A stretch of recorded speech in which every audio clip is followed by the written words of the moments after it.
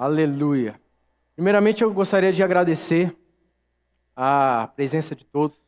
Eu sei que aquilo que Deus deseja fazer no culto dessa noite vai ser algo poderoso. Eu tenho certeza que você não sairá da mesma forma que você entrou neste lugar. Quero agradecer ao pastor Lucas, Camila, dizer que eu amo muito a vida de vocês, né? Que vocês, de fato, têm me impulsionado. E eu estou aqui à disposição para servir vocês. Glória a Deus pela vida de vocês. Você está com a sua Bíblia aí? Vamos abrir no livro de Atos, capítulo 27. Nós vamos ler os versos 23 até o verso de número 25. Vou esperar você abrir. Nós vamos ler na versão Almeida atualizada. Então, se você tiver com a sua Bíblia digital, você pode alterar a versão.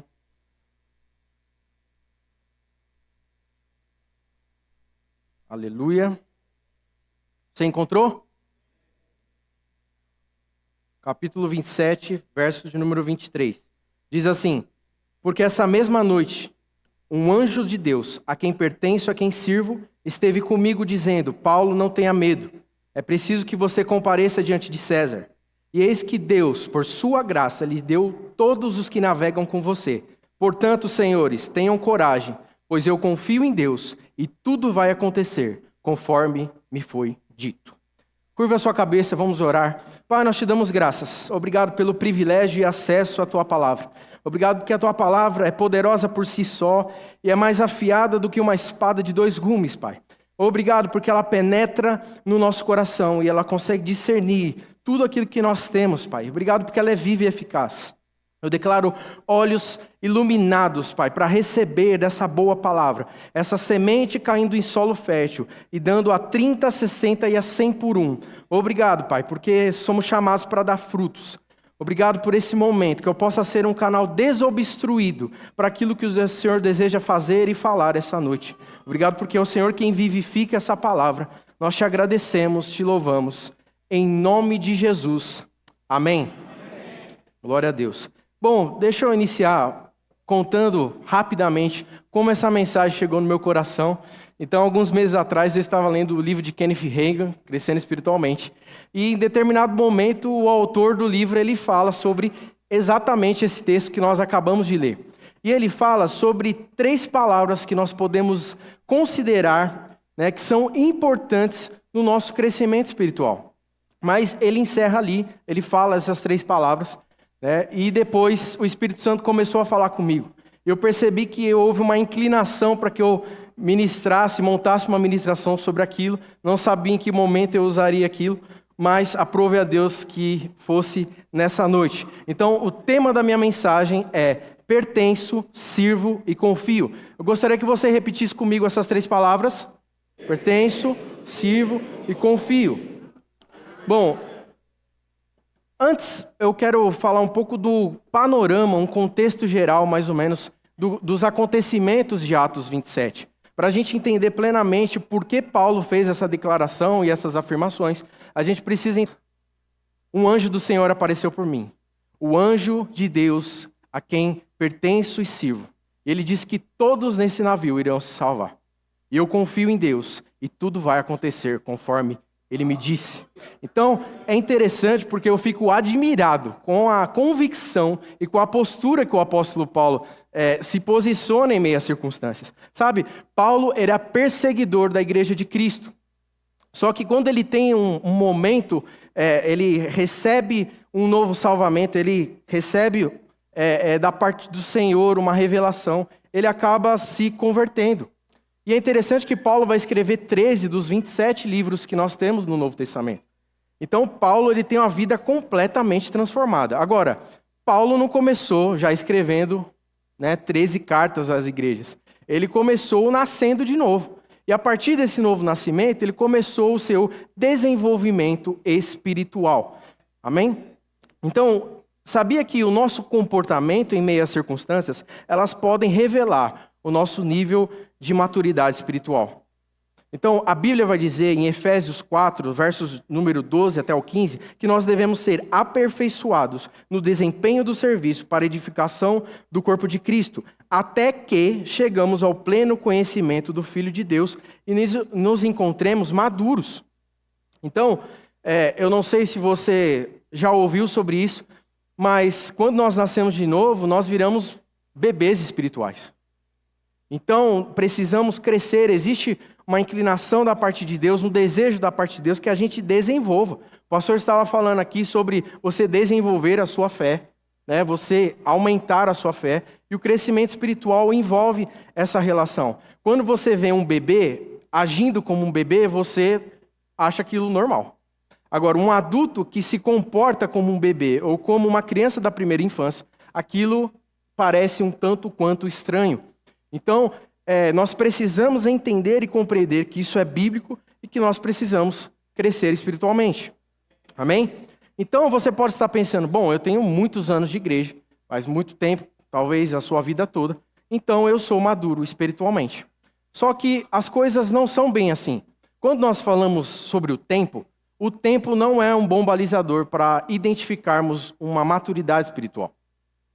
Eu, por exemplo, nasci praticamente na igreja, nenhum momento estive fora, desde os meus primeiros dias, e mesmo assim, eu tive dificuldade de entender que eu era imaturo espiritualmente. E só depois que eu comecei a tomar certas atitudes e conhecer da palavra é que as coisas começaram a mudar. Então, em Hebreus 5:12, você não precisa abrir, mas se puder colocar no telão, diz assim: pois quando já deviam ser mestres, levando em conta o tempo decorrido, vocês têm, novamente, necessidade que alguém lhes ensine quais são os elementares dos oráculos de Deus. Passaram a ter necessidade de leite e não de alimento sólido. Então, o autor aos Hebreus está dizendo assim, olha, o tempo decorrido já era para vocês estarem ensinando.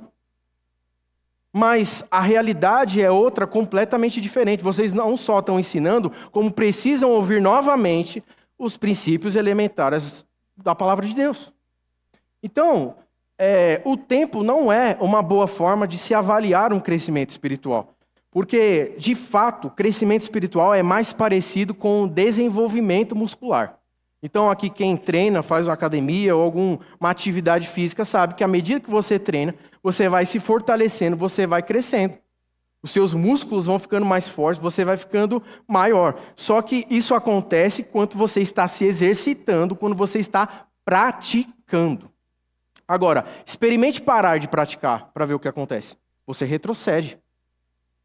Eu fiquei algumas semanas sem ir para a academia e eu já não aguentava mais pegar o peso que eu estava pegando antes. Por quê? Eu retrocedi em certo ponto.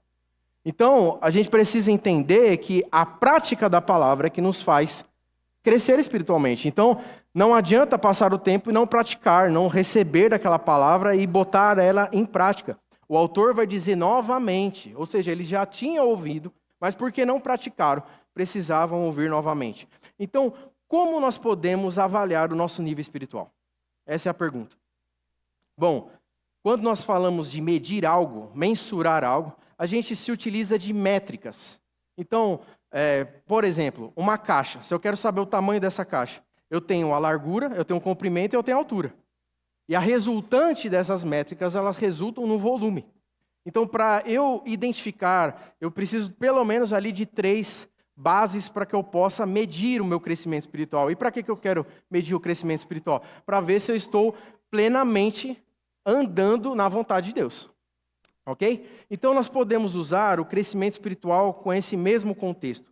Nós podemos adotar essas mesmas palavras que o apóstolo Paulo disse nos versículos para nós identificarmos aquilo que nós precisamos desenvolver. E eu queria detalhar cada uma delas com vocês. A primeira é pertenço. Paulo vai dizer, ao Deus em quem pertenço. E essa palavra pertencimento, ela significa ser de alguém. Ela significa ter um dono. Agora, nós só vamos compreender plenamente essa ideia de pertencimento quando entendemos um outro princípio que chama o princípio da legalidade. Então, o que é o princípio da legalidade? Quando o homem é criado por Deus, lá no Gênesis 1, 26, ele é criado à imagem e semelhança de Deus. Quando ele é criado à imagem e semelhança de Deus, Deus dá ao homem autoridade e domínio. Você vai ver lá em Gênesis 1:26, ele dando autoridade sobre as aves do céu, sobre os peixes do mar, sobre os animais terrestres, sobre todas as coisas. Isso vai ser ratificado em Salmo 115:16, quando a Bíblia vai dizer: os céus são os céus do Senhor, mas a terra ele deu aos filhos dos homens. Então, ou seja, o homem tinha domínio e governo sobre a terra. Até aí, tranquilo. Só que em Gênesis 3, existe a queda do homem. E o que foi a queda? O homem desobedeceu a Deus. E ele pecou. E porque o pecado entrou no mundo, o homem se desconectou espiritualmente de Deus. Não é que ele não tem mais um espírito, mas ele não estava conectado com Deus. Então, por conta do pecado, o homem é desconectado de Deus e ele passa a autoridade, ele transfere a sua autoridade e o seu governo para Satanás. Por quê? Segundo Pedro 2:19, na parte B, a Bíblia vai dizer: pois quem é vencido em algo se torna escravo daquele que o vence. O homem foi enganado por Satanás e, por conta do engano, ele pecou. A Bíblia vai dizer: todo aquele que comete pecado é escravo do pecado. Ou seja, o homem se colocou numa posição de escravidão, enquanto Satanás era o seu dono. Então, a única forma de um homem sair dessa condição era por meio de uma redenção. Então, o que é redenção? Redenção é, normalmente, quando nós ouvimos falar essa palavra, a gente tem o costume de falar, salvação.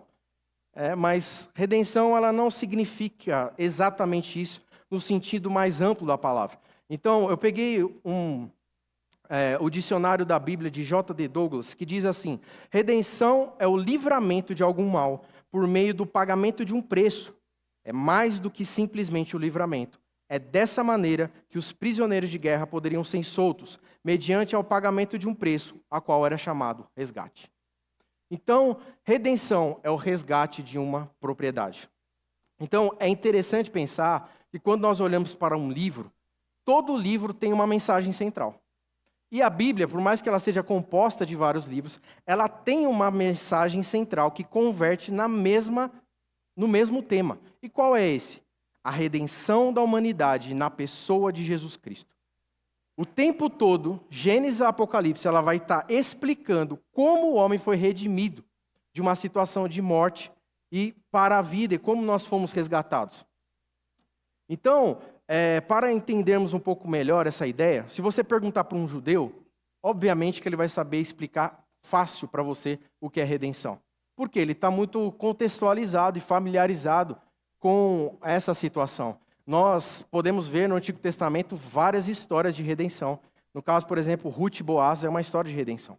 Agora, talvez, por causa do nosso contexto e na época que nós vivemos, talvez não seja tão simples de explicar. Por isso eu vou tentar explicar rapidamente o que é redenção. Eu sei que você talvez já fez o rema, já deve ter ouvido muito, mas eu acho legal nós falarmos novamente sobre isso. Então, em Levítico 25, a Bíblia vai dizer, se o seu irmão empobrecer e ele não tiver recursos para pagar, ele venderá suas posses. Porém, se levantará um resgatador e ele comprará de volta aquilo que o seu irmão vendeu. O que a Bíblia está querendo dizer aqui? A antiga aliança, a lei de Moisés, ela não era somente a lei de Deus, mas era a constituição daquele povo. Deus sempre vai partir da primícia de que nós devemos pagar as nossas contas. E sabe, o homem entrou em uma dívida impagável. E esse é o grande ponto da redenção. Para nós fazermos algo mais dinâmico aqui, eu gostaria de chamar o Tiago e o Leandro. Nós vamos fazer uma ilustração sobre redenção. Aproveita.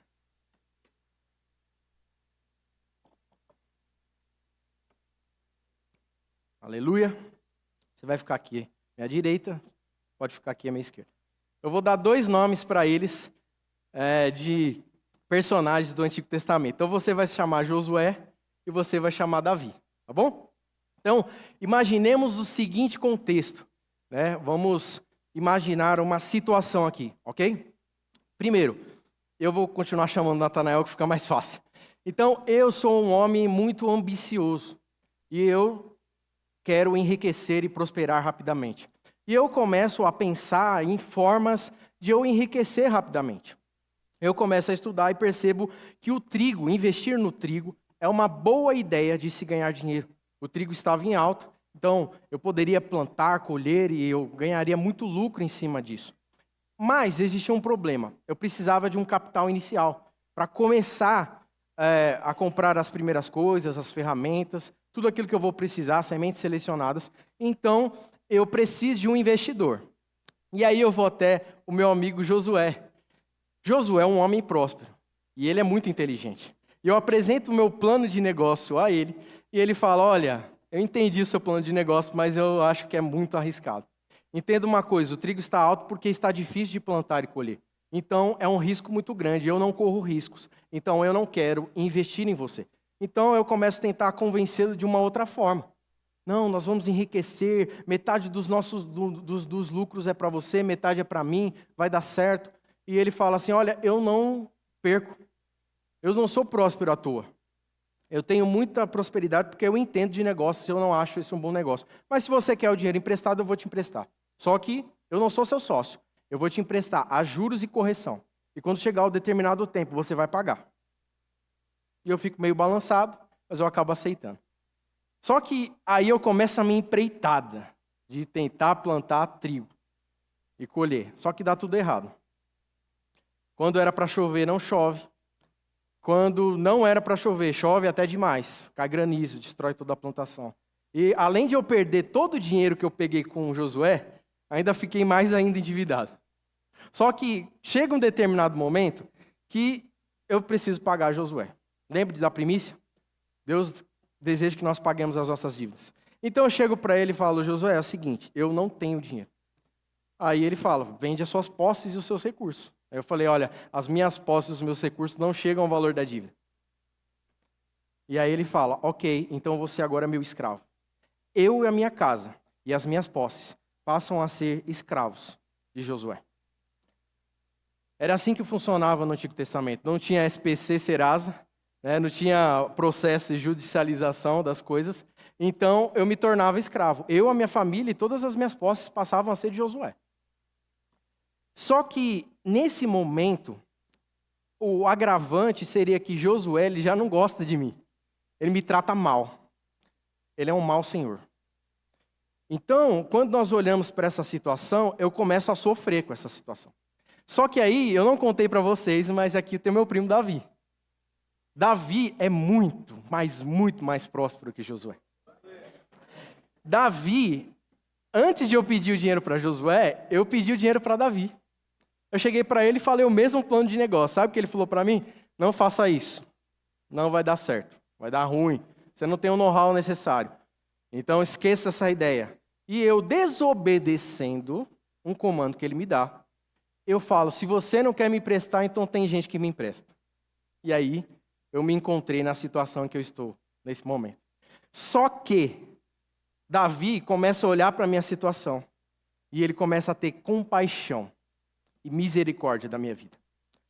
E ele começa a ver e falar, não, não dá. Ele não vai ficar dessa forma.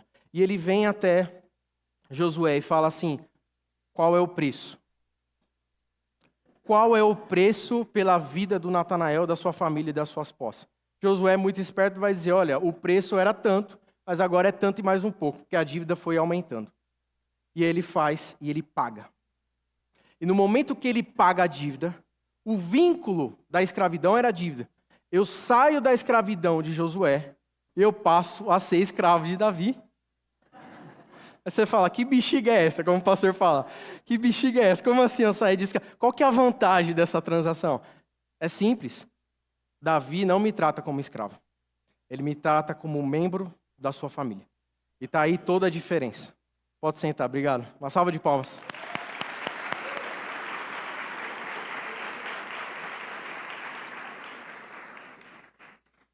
Então vamos para a aplicação prática. Se você é inteligente, você já se ligou no que eu estou falando. A minha e a sua vida, nós estávamos escravizados por uma dívida impagável. Então, o homem não podendo se livrar dessa dívida por conta própria, se levanta um resgatador, Jesus Cristo.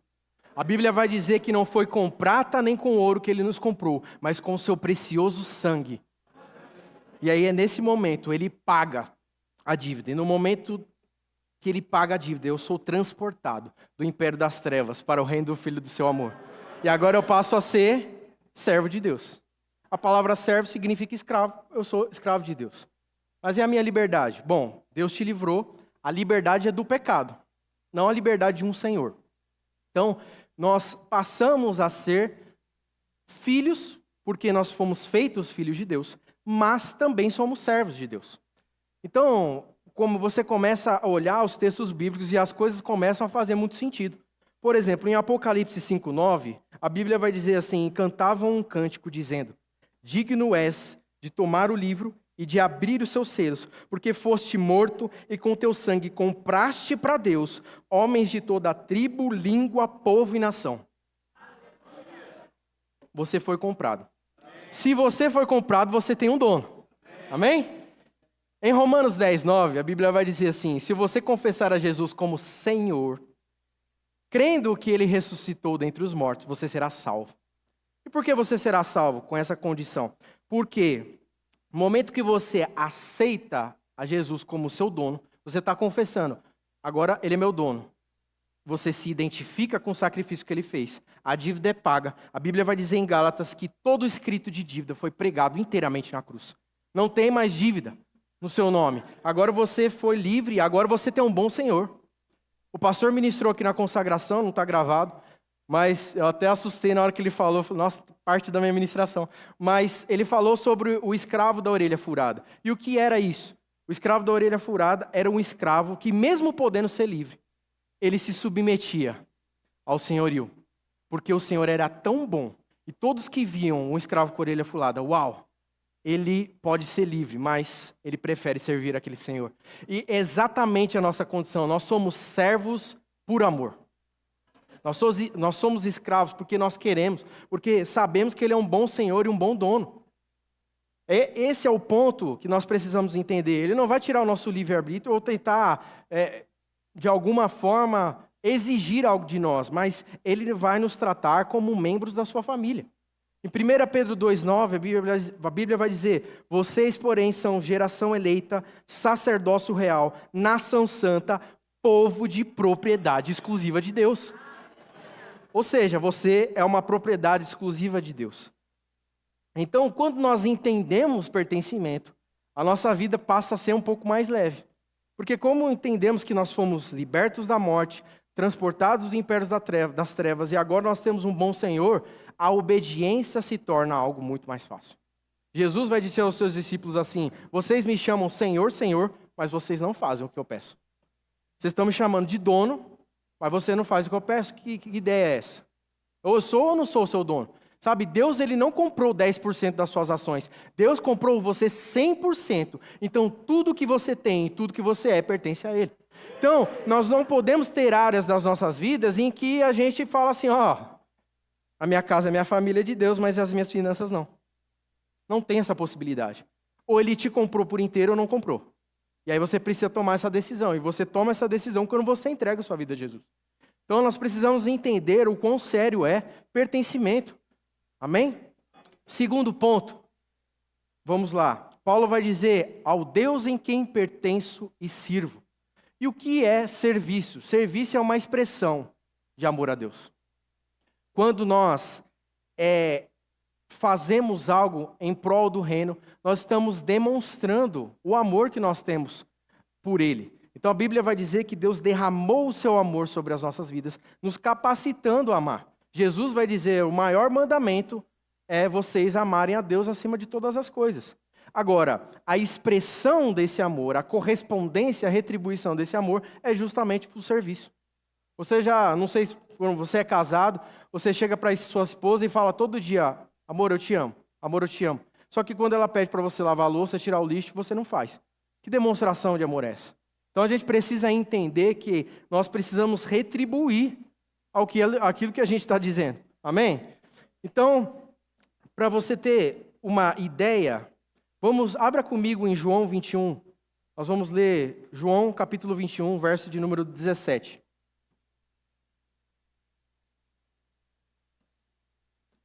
Vocês estão me trollando com o tempo, né? Segura, Deus.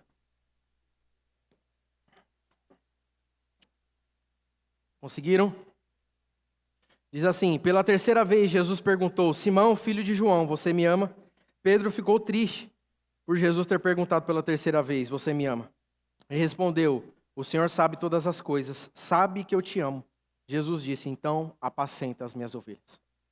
Sabe, por 3 vezes Jesus vai falar com Pedro: olha, se você me ama, então você apacenta as minhas ovelhas. E o que é essa palavra então? É uma conjunção conclusiva. Se você me ama, então logo você faz aquilo que eu te chamei para fazer. Por quê? Pedro, quando ele foi chamado por Jesus, a Bíblia vai dizer que ele foi chamado para ser pescador de homens, ou em outras versões, pescador de almas. Agora, Pedro estava voltando a pescar. Aí Jesus falou: você me ama? Então cuida daquilo que eu te pedi para cuidar. Faz aquilo que você deve fazer. Então, a Bíblia vai categoricamente afirmar isso, né? É impossível você dizer que ama a Deus e não servir. É impossível.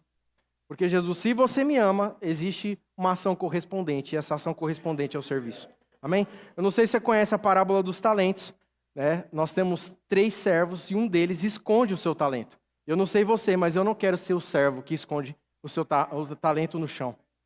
Eu preciso retribuir a altura que ele confiou, porque de fato todos nós fomos chamados. Em Efésios 2:10 a Bíblia diz que nós fomos criados em Cristo Jesus para as boas obras. Então nós devemos desenvolver e ter um coração ensinável naquilo que ele nos confiou.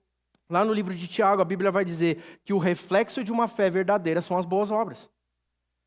Então, quando nós entendemos isso, nós nos tornamos indesculpáveis diante de Deus. Então, se por um lado é impossível você amar a Deus e não servir, é possível você servir sem amor. Sabe, às vezes na nossa caminhada cristã, nós passamos por certas dificuldades. E quando nós tiramos o foco de Jesus, as coisas acabam saindo um pouco do eixo.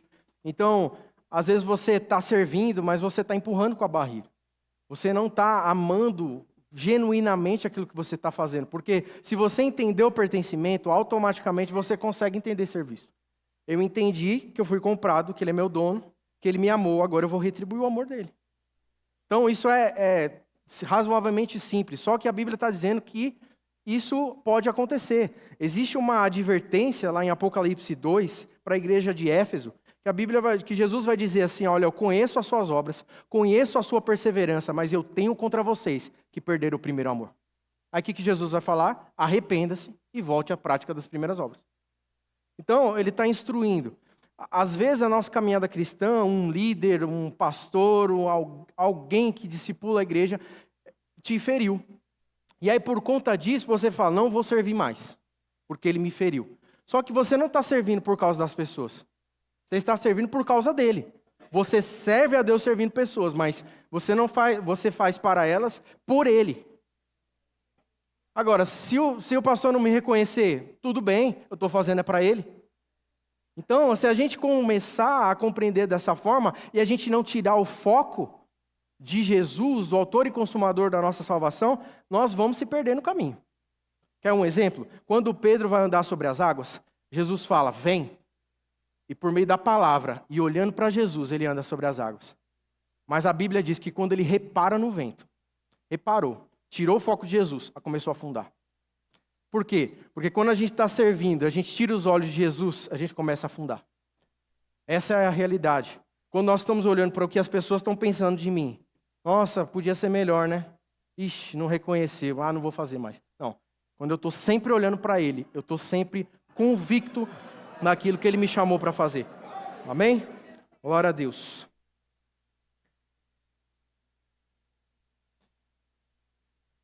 Em Mateus 25, 35, Jesus vai falar, vou parafrasear para ir mais rápido. Ele vai falar assim: olha, eu tive fome, me deste de comer, tive sede, me deste de beber, era forasteiro, vocês me visitaram. E aí, os justos vão falar assim: mas Senhor, em que momento a gente fez isso para você? Ele falou: quando vocês fizeram a esses pequeninos, vocês estavam fazendo para mim. Então, é o que eu falei, nós servimos a Deus servindo pessoas, a gente não consegue desvincular isso. Deus recebe o seu serviço quando você ama pessoas, né? Então a pergunta que eu te faço é: o quanto você tem servido a Deus? Se você não serve na sua igreja local, eu lamento em te dizer, mas você está limitando o seu crescimento espiritual. Então, quando nós estamos inseridos nesse ambiente de serviço, nós vamos ser amoldados. Ou como a gente fala, é o ferro com ferro. A gente vai sendo afiado. Sabe, eu quero contar uma coisa particular e pessoal. Há algum tempo atrás, uma pessoa me procurou dizendo, Nath, eu quero servir no Ministério Infantil. E eu falei, uau, que bacana, que ótimo. Eu falei para ele como que ele deveria entrar no ministério, os critérios que ele deveria ter. Para quem não sabe, eu e minha esposa lideramos o Ministério Infantil. E amém, ele entrou, começou a servir. E em uma reunião, ele veio orar comigo. E aí, amém, a gente começou a orar. E ele falou, preciso te confessar algo. Eu não gostava de você. Na verdade, eu não queria ver você por perto. Se você passasse no corredor, eu desviava. Eu falei, mas tomou um susto, né? Eu falei, mas eu fiz alguma coisa para você? Ele falou, não. Só não gostava mesmo de você. Mas ele falou, e eu não servia na igreja local, só que um dia o Espírito Santo falou comigo. E ele me disse assim, vai lá servir no Ministério Infantil. Agora, por que Deus ia pedir para ele servir num lugar justamente com uma pessoa que ele não gosta? Porque ele precisava ser amoldado. Porque ele precisava ser treinado. E ele não estava se desenvolvendo enquanto ele não melhorasse, não progredisse nessa área. Então, à medida que ele foi progredindo, hoje ele está voando, avançando, crescendo, voando, né? E justamente foi uma virada na vida dessa pessoa. Então, nós precisamos entender que o serviço é um crescimento exponencial. Por isso, não menospreze o serviço. Amém? Terceiro e último ponto, confiança. Paulo vai dizer, ao Deus quem pertence, sirvo, e que eu confio que tudo vai acontecer conforme ele me disse. É interessante pensar, não sei se vocês já viram em algum momento, mas eu estava no Instagram e aí eu comecei a ver aqueles navios cargueiros, né? Quando tem uma tempestade em alto mar. E, rapaz, é assustador. É aterrorizante. O tamanho da onda que vem. E Paulo estava, naquele contexto que nós lemos, Paulo estava exatamente naquele cenário de caos. A Bíblia vai dizer que eles ficaram 14 dias nessa situação, sem dia, sem lua, sem nada, não estavam comendo, e no barco tinha 276 pessoas. É uma informação que quando eu li, eu falei, rapaz, é tudo isso. Eu sempre imaginei aquele barquinho pequeno, 5 pessoas lá dentro, né? Mas é absurdo pensar e imaginar. E Paulo se levanta numa situação dessa e fala, eu confio em Deus.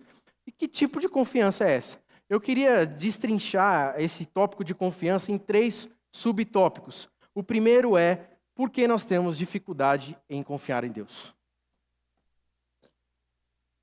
Bom, muitas das vezes nós estamos passando por situações até menores do que essa de Paulo. E está estampado no nosso rosto a ansiedade e a preocupação. Mas sabe, por que isso acontece? Porque nós não estamos dando o crédito devido à palavra de Deus. Em 1 João 5,10, a Bíblia vai dizer assim, aquele que não dá crédito à palavra de Deus, o faz mentiroso. Então, se você não dá crédito àquilo que Deus está falando a seu respeito, você está chamando Deus de mentiroso. Porque se ele vela para cumprir a sua palavra, e se ele falou que tudo vai acontecer conforme ele me disse, e eu não creio, é como se ele está falando, então eu sou mentiroso. Então, nós precisamos entender essa relação, porque muitas das vezes a gente tem dificuldade em confiar em Deus, mas de verdade, falando por mim, tá? Eu não tenho tanta dificuldade em confiar em pessoas. Por exemplo, quando você faz uma viagem de avião, você confia no piloto. Aí você fala, tenho medo de avião. Opa, a gente teve uma ministração sobre isso. Você já não tem mais medo, né? Deus não te deu espírito de medo, mas de ousadia, então essa ideia cai por terra.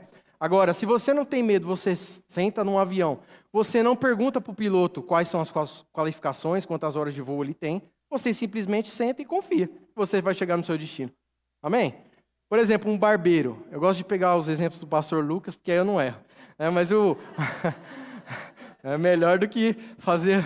Vamos pelo seguro aqui. Aí, um barbeiro chega para você e passa a navalha rente ao pescoço, e você sabe que ele não vai te degolar. Você confia nele. Às vezes, eu já fui em barbearia que eu nunca tinha ido lá. Cheguei e fui fazer a barba. Então, se a gente tem facilidade em confiar, por que a gente não está confiando em Deus? E a explicação para isso é que a gente está mais apegado às coisas que se veem do que às coisas que não se veem. A Bíblia vai dizer que todas as coisas foram criadas a partir das coisas que não se veem. Ou seja, aquilo que não se vê é mais real do que aquilo que se vê. Aí você fala, que loucura é essa? Como assim? O que é invisível é mais real do que o visível? É exatamente isso. Quando nós entendemos e nós somos, a gente nasce de novo, antes de nascer de novo, a gente está limitado a uma realidade. Mas quando nós nascemos de novo, existem duas realidades paralelas. A realidade natural e a realidade espiritual. A gente vai ver vários textos da Bíblia falando sobre isso. O profeta Elias, né? Ele abre os olhos do seu servo e aí ele consegue ver um exército de anjos. Ou seja, ele estava com os olhos espirituais fechados, mas ele foi aberto. Ou seja, muitas das vezes nós estamos muito focados nas dificuldades que nós estamos passando e acabamos só olhando para aquela circunstância. Mas sabe, quando você vive pela fé, você está aqui, aí você tem uma circunstância, uma montanha, algo difícil, uma tempestade. E aí você fala, e agora o que eu faço? Só que aqueles que nasceram de novo, é como se abrisse um portal aqui, ó. Abriu. Esse portal revela a realidade da palavra de Deus e do mundo espiritual.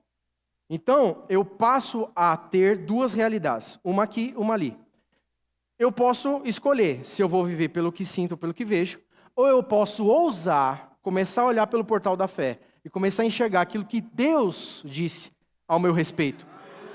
E aí eu desprezo, eu desconsidero aquilo que eu estou vendo e passo a considerar mais aquilo que Deus falou. E eu ouso, entro pelo portal da fé, agarro isso e trago para a realidade. Agora, em 2 Coríntios 4:18, a Bíblia Paulo vai dizer assim, não atentando para as coisas que não se veem, porque essas são passageiras e temporárias, mas se atentando às coisas que não se veem, porque essas são eternas. Ou seja, a realidade espiritual, ela tem a capacidade de sobrepor a realidade natural. Nós precisamos entender isso. Jesus vai dizer a Tomé, você creu porque você viu, mas bendito e bem-aventurados são aqueles que não viram e creram. Então, quando nós pegamos esse panorama, nós conseguimos começar a se mover pelo invisível. Porque não é que nós estamos pisando no escuro, mas estamos convictos com os olhos da fé. É uma realidade diferente. Então, nós realmente temos dificuldade de confiar porque não estamos vivendo pela fé e dando crédito à palavra de Deus. Segundo subtópico é, não perca a confiança adquirida. À medida que você tem intimidade com Deus, relacionamento, oração, leitura da palavra, você vai conhecendo o caráter de Deus. E à medida que você vai conhecendo, você vai confiando mais em Deus.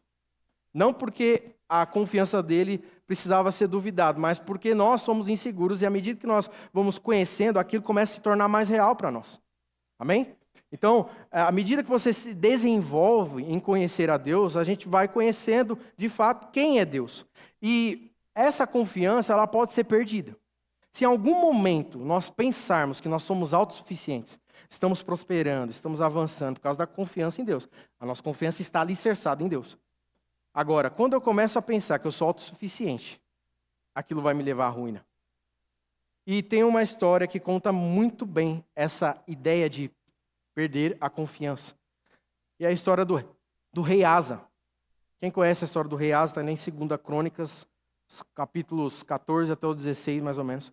A Bíblia vai dizer que Asa, no início do seu reinado, ele confiava muito no Senhor.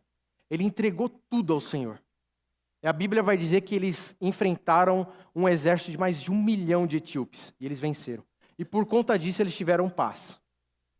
Só que em algum momento, Asa parou de confiar no Senhor. E ele começou a fazer as coisas por conta própria. Sabe o que ele fez? Ele fez um acordo com o rei da Síria, porque Israel estava invadindo Judá.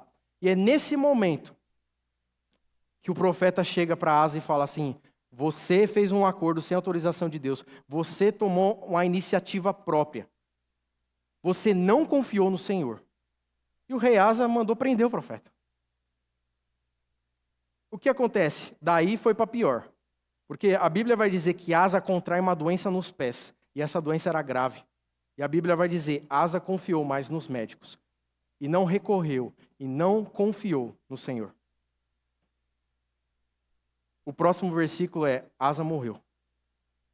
Então, De verdade, não há problema nenhum em você confiar em médicos, em pilotos de avião, em qualquer coisa. Você pode confiar. O problema não é confiar, o problema é confiar mais nessas coisas do que confiar em Deus.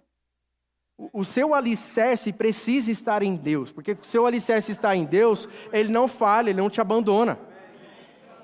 Essa convicção que nós podemos e devemos ter.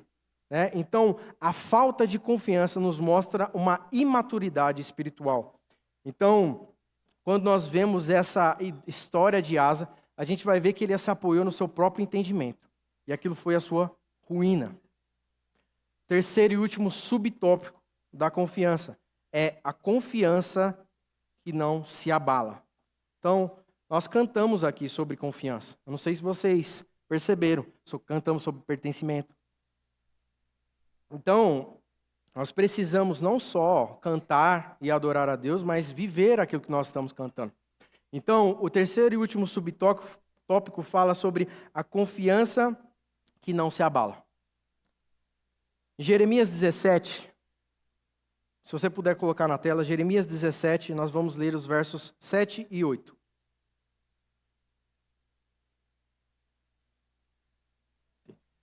Bendito é aquele que confia no Senhor, cuja sua esperança é o Senhor. Porque ele é como árvore plantada junto a ribeiros, que estende as suas raízes para o ribeiro e não receia quando vem o calor. Porque as suas folhas permanecem verde, e no ano da seca não se perturba, não deixa de dar fruto. Esse texto é muito conhecido, mas sabe, quando nós vamos estudar um pouco a ideia desse texto, o que é essa árvore plantada junto a ribeiros? Quando nós olhamos para a natureza, e nós olhamos para um rio, toda a fonte de vida, ela provém de um rio, ela provém de uma água. Se esse rio não estiver contaminado, provavelmente você vai ver animais, flores, árvores frutíferas naquele ambiente. Então a Bíblia está dizendo, o comportamento de quem confia no Senhor é semelhante a uma árvore plantada perto a ribeiros, porque ela estende as suas raízes até o ribeiro. Sabe, você tem um Deus a quem recorrer. Você estende as suas mãos e você tem um Deus a quem recorrer. Sabe, Ele te supre, você estende as suas raízes até aquele que pode fazer todas as coisas. Ele é a nossa provisão, Ele é a nossa confiança. Então, quando nós entendemos isso de fato, nós vivemos o melhor de Deus. Logo em seguida o texto vai dizer, não receia quando vem o calor, porque as suas folhas permanecem verdes. O calor são as aflições. Jesus vai dizer, no mundo tereis aflições, mas tende bom ânimo, porque eu venci o mundo. Então, se existe uma garantia que você vai ter aflições, mas também existe uma garantia de que você é vitorioso nele. Quando você está nele. Então, o que é passar pelo calor? Sabe, em Hebreus, a Bíblia vai dizer, alguns pela fé apagaram o poder do fogo. E o que é isso? Não é o fogo se apagando, mas é o poder que o fogo tinha. É o poder que as circunstâncias têm sobre a sua vida. Porque quando você dá crédito à palavra de Deus, as circunstâncias vão vir. Só que você permanece verde.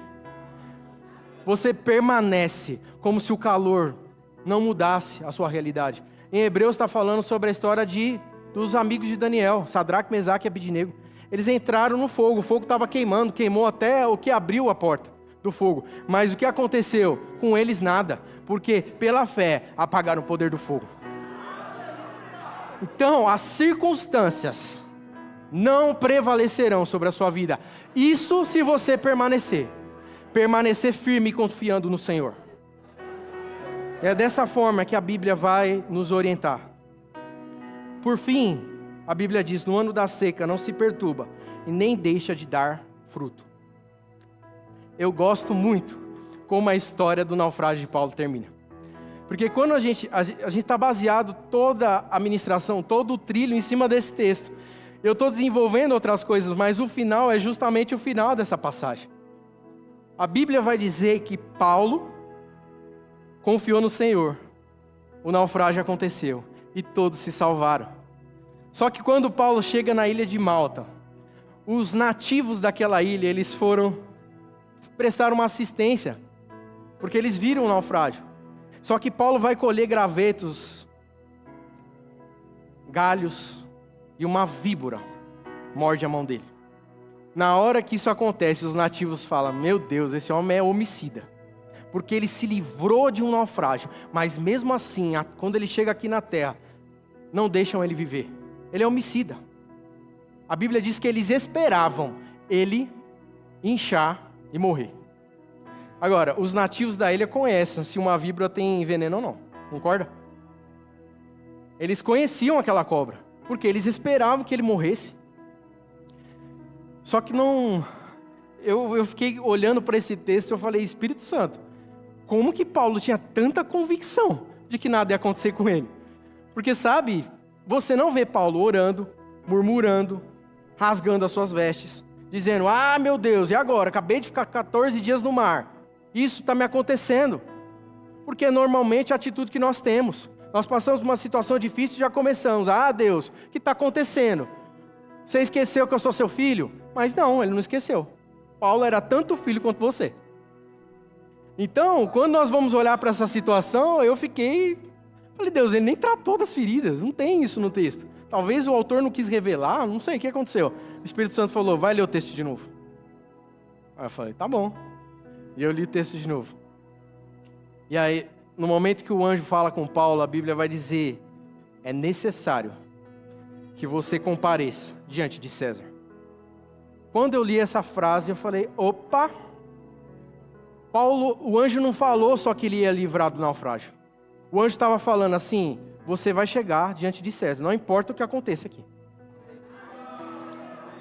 Pode ser leão, pode ser vento, pode ser tempestade, pode ser urso, pode ser víbora, pode ser o que for. Você vai comparecer diante de César. Você vai comparecer diante de César, porque eu confio em Deus e tudo vai acontecer conforme Ele me disse. Se nós entendemos isso, a nossa confiança não vai ser abalada. Sabe, Paulo, em meio àquela situação caótica, quando me coloco naquela situação, com certeza eu ia ser reprovado. Porque eu estou crescendo e aprendendo como vocês. Eu não sou melhor do que ninguém. Agora, quando eu olho para aquela situação, eu vejo um Paulo tão convicto,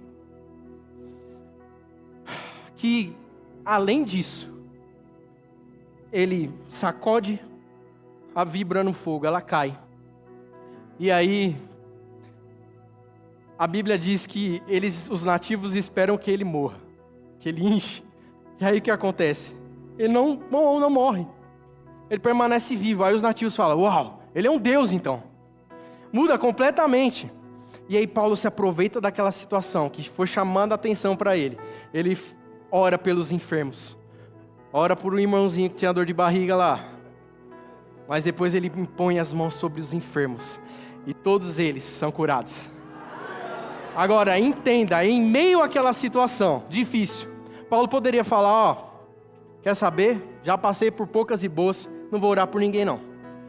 Mas ele confia no Senhor, e ele não deixa de ficar verde, e ele continua a dar fruto. Porque sabe, aquilo é um fruto.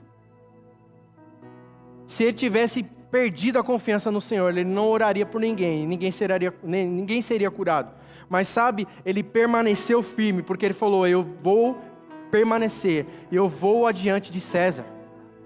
Então é nesse contexto que Paulo dá fruto. O pastor ministrou aqui sobre você permanecer nele e continuar dando fruto. Eu creio que nós estamos aprendendo, crescendo. Sabe, existe margem para a gente crescer em todos esses 3 aspectos. A Bíblia vai dizer que nós devemos crescer até que sejamos perfeitos. Eu acredito que não há ninguém perfeito aqui. Então, talvez você olhe para aquela situação e pense: talvez eu precise melhorar aqui e ali. E sabe, eu queria que você fizesse uma autoanálise agora. Paulo vai dizer sobre um autoexame, mas eu também creio num exame que é do alto. Quando o salmista vai dizer: sonda-me, ó Deus, vê se há alguma coisa errada em mim. Sabe, o Espírito Santo está se movendo nesse lugar. Não é porque não está acontecendo nada, que ninguém está correndo, que o Espírito Santo não está se movendo de maneira extraordinária neste lugar. A palavra está sendo avivada nos corações. Sabe, eu creio em pessoas entregando a sua vida a Jesus. Eu creio em pessoas que não serviam, começaram a servir. Quando eu estava orando à tarde, o Espírito Santo falou: vai ter uma virada de chave na cabeça de muitos ali que estão ouvindo. Vai ter uma virada de chave. Eles vão entender. E depois que eles entenderem, nada vai abalar eles. Nós estamos e vamos viver uma geração que vai desfrutar do poder de Deus. O poder da palavra. Você pode ficar de pé? Obrigado, Senhor. Obrigado, Pai. Como o Senhor é bom. Como o Senhor é bom. Obrigado, Senhor. Aí mesmo no seu lugar, eu gostaria que você orasse. E você pegasse tudo aquilo que foi dito, talvez seja muita coisa. Mas eu queria fazer uma recapitulação dos fatos. Assim, nós falamos sobre pertencimento, sobre nós termos um dono.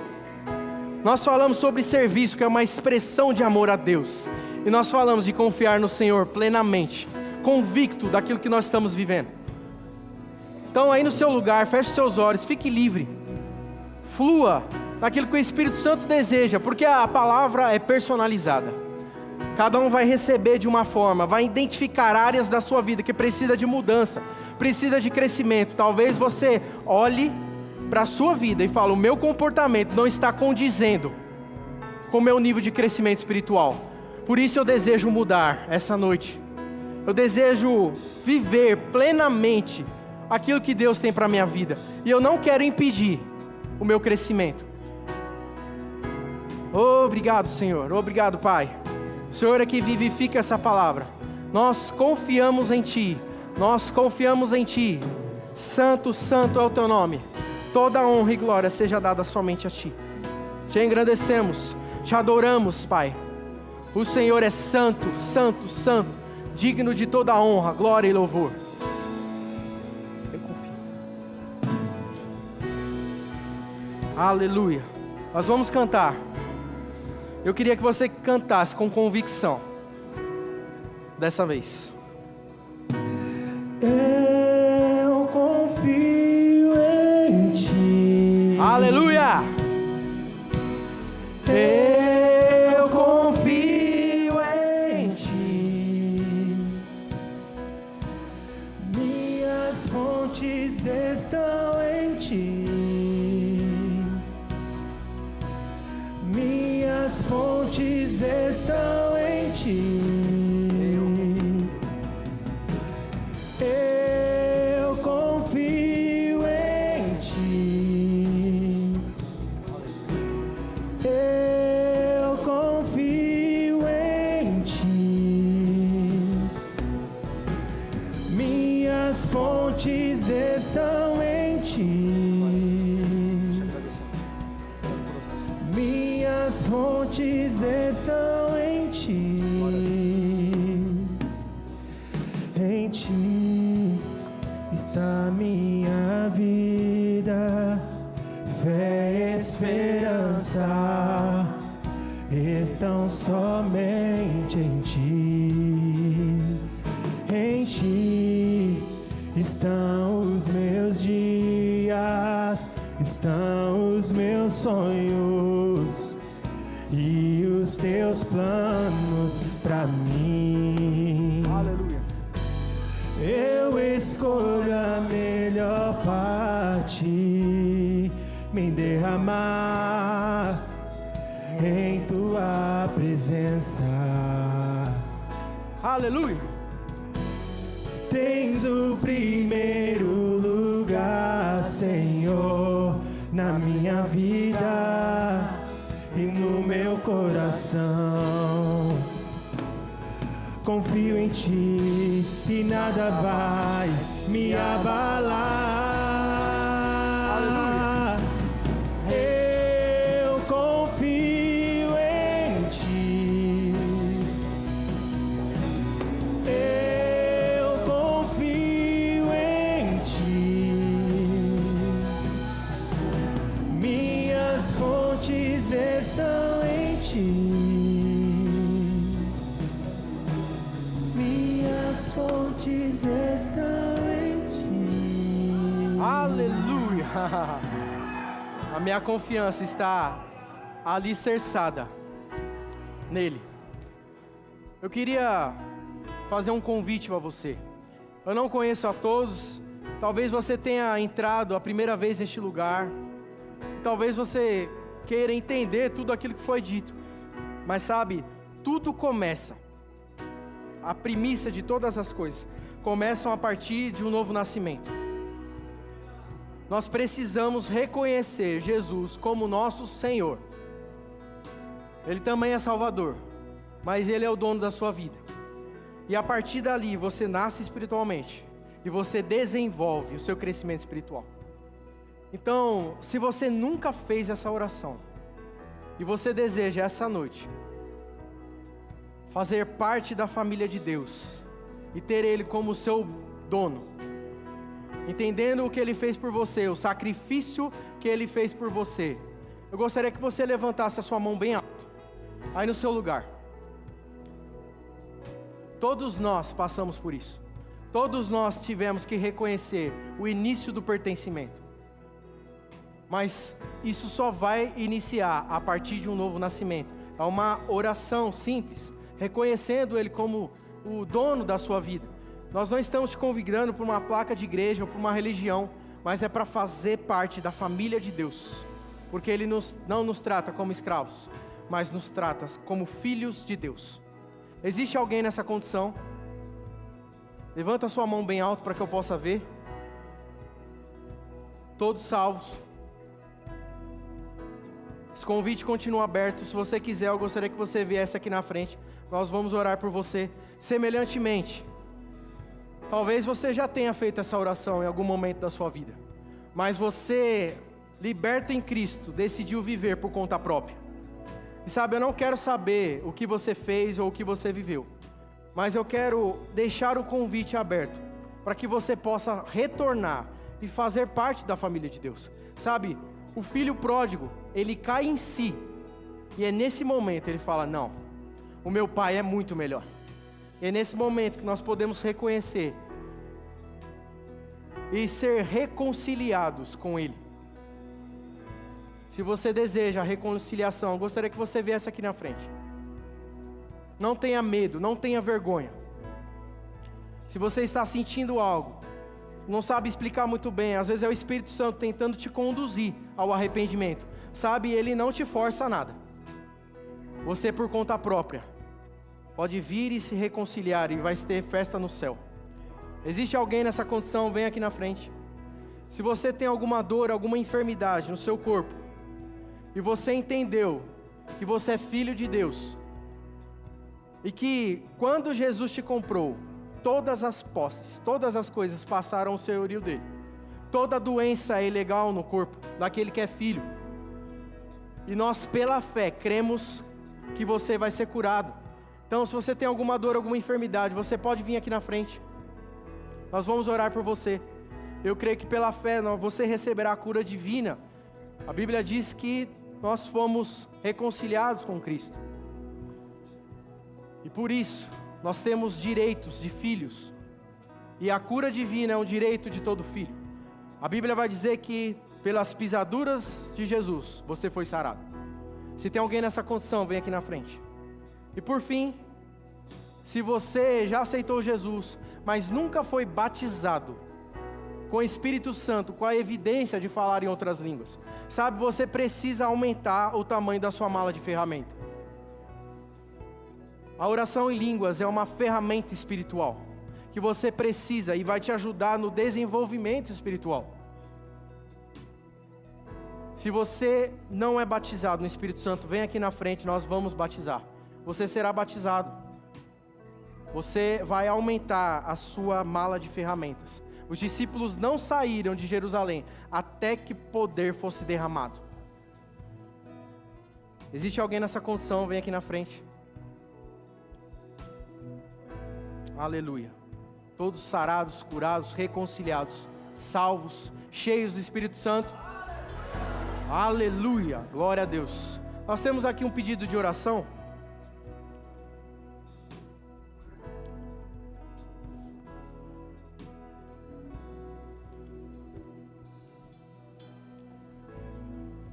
mãe e filha fazendo aniversário. Vamos orar para que as bênçãos corram atrás delas. Amém?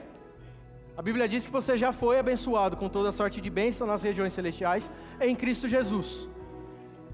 Então, Raquel e Andressa, se vocês já se reconciliaram, se você já é uma filha de Deus, você vai receber tudo aquilo que o seu pai deseja que você receba. Ele é um bom pai e dá boas coisas aos seus filhos. Amém?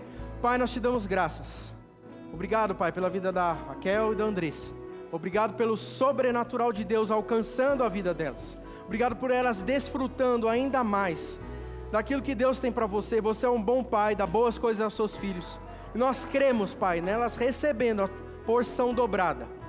Obrigado, Pai, pela vida delas. Obrigado por elas tendo convicção da sua palavra e vivendo e desfrutando plenamente as suas bênçãos, agarrando pela fé e recebendo pela fé.